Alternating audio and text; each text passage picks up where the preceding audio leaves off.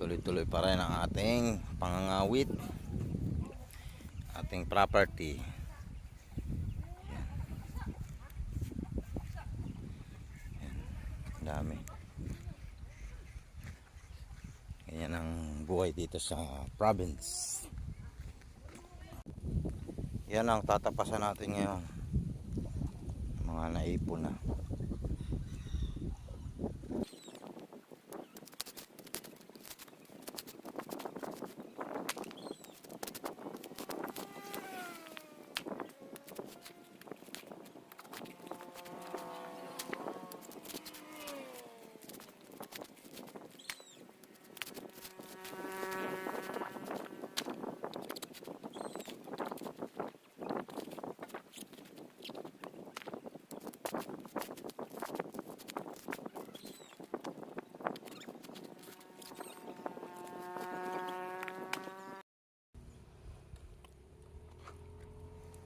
Kain tayo buo.